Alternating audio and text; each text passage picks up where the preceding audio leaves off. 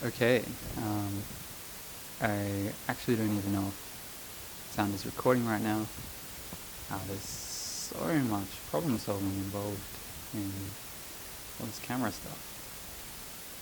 That's why I'm glad to be doing this in this iterative way. Like I can imagine sitting down and spending hours and hours trying to figure it out, and I don't know, it just feels so much more easy when you do just a little bit each day. I mean, people always talk about that with gaining skills, right? It's not about, you can spend all day doing something and then not do it again for a week or two, where you're probably better off just spending 10 minutes or so each day. Yeah, so I've got this little mic. Again, had this one for ages. It's been sitting in the cupboard. Yeah, yesterday the audio was super noisy, and yeah, I can't really figure that out actually. Like, I turn the input down and down until there's no noise, but then I'm not even sure if voice is coming through. So it'd be interesting to see how this comes back. If it's just a whole video where there's like inaudible sound, that'd be kind of funny. So whatever, it is what it is. So yeah, the other thing I've been contemplating is, like, now that I think this will be like the 17th iteration, installation, episode, video, and so yeah, I am spending a little bit of time talking about what's going on with the camera and all that, which I think the first few videos were entirely that, and that's going to become less and less important.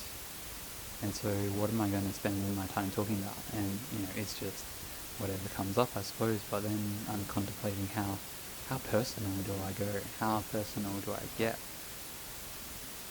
And I love that idea of what's most personal is most universal, because I've always loved sharing with people, sharing vulnerability and seeing that open people up and make people feel comfortable around me. But then, yeah, there's a point at which it becomes oversharing. I don't know. I wonder if that's just like a sort of modern psychology concept, because I feel like there's lots of distortions in the way that humans relate to each other in the modern world, which don't necessarily, we could just get rid of them, because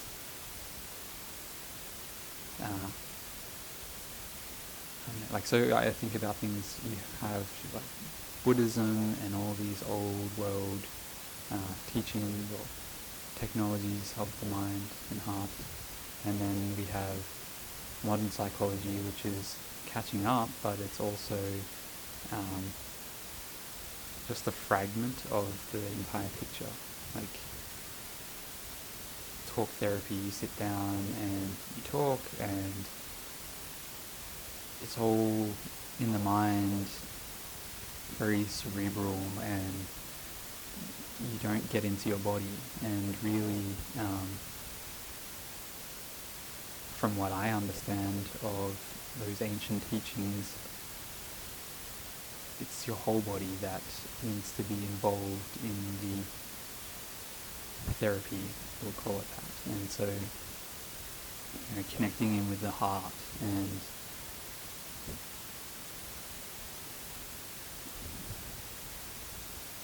I guess where I was going with this is that I sort of see a lot of these modern concepts as being, I'm doubtful about them, or at least skeptical.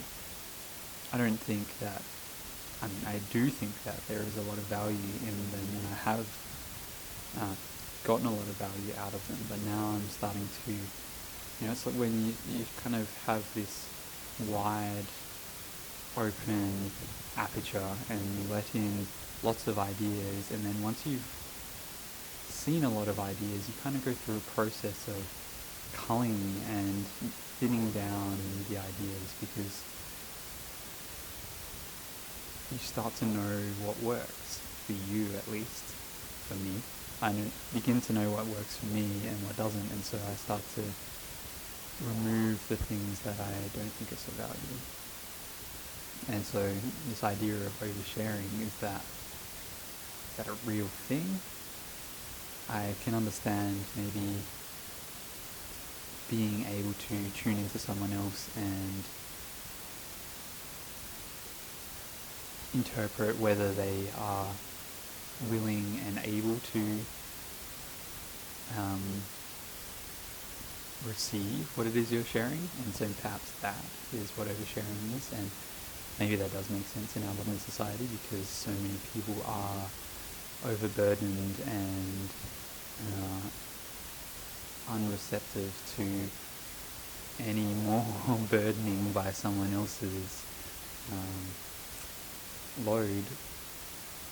It's quite easy to overshare, because if I start sharing my problems with someone who's got a million problems, then they're not going to want to hear it, right? But I think what I like to think that as humans, there was a time where everything was shared, that we didn't have such strict boundaries of individuality, where my belongings, my thoughts and feelings are my own, and I need to contain them and perhaps pay someone to hear the harder of my feelings. Where really I think it's like friends and family and those closest to us, our tribe, are historically, evolutionarily, very involved in the intimate parts of our lives, the deepest parts of ourselves. And so, while I do respect the idea of oversharing, especially with someone who isn't ready or willing to hear your pain, I think everyone's pain needs to be heard, and who better to hear it than those who most understand it. But yeah, already I'm seeing flaws in my thinking, because sometimes, though my partner and I are very close, it's difficult for us to share the most painful parts, because it's my baggage.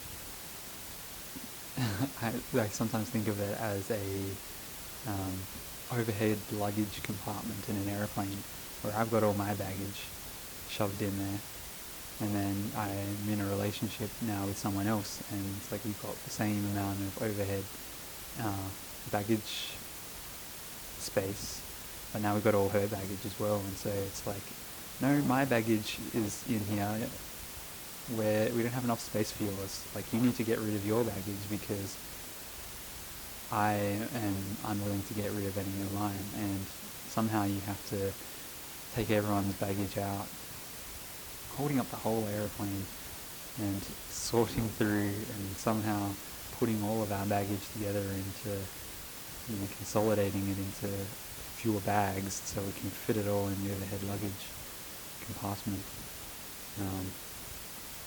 And yeah, that's a very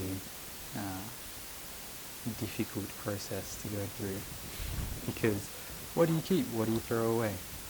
I want to keep all my stuff, and I don't see why she needs all of her stuff.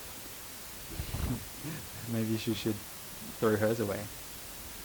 And then sometimes, I don't actually need all this stuff. Maybe I do want to get rid of it. And then, I don't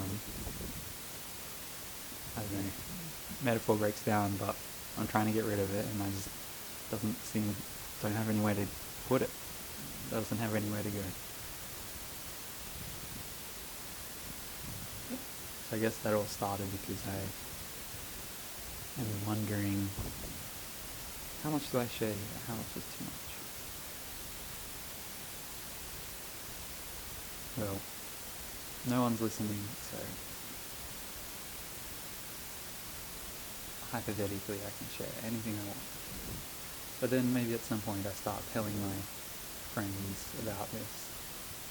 I already shared my YouTube page with my partner, which I was hesitant to do, a lot of trepidation.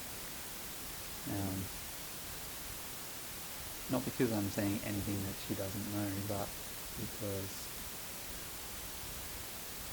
especially right at the beginning, this was very uncomfortable and difficult, where I'm feeling more comfortable now. And so, I don't think she's watched any of them, but it was just a token of, it was a gesture. She was wondering why she doesn't get to see them. And so it's like, here you go, you can watch them. But she probably doesn't even want to. And then I have a friend who I might share it with. And I'm sure he would appreciate it. But not quite ready for that yet. Well, if there was any sound, maybe there wasn't. Bye for today.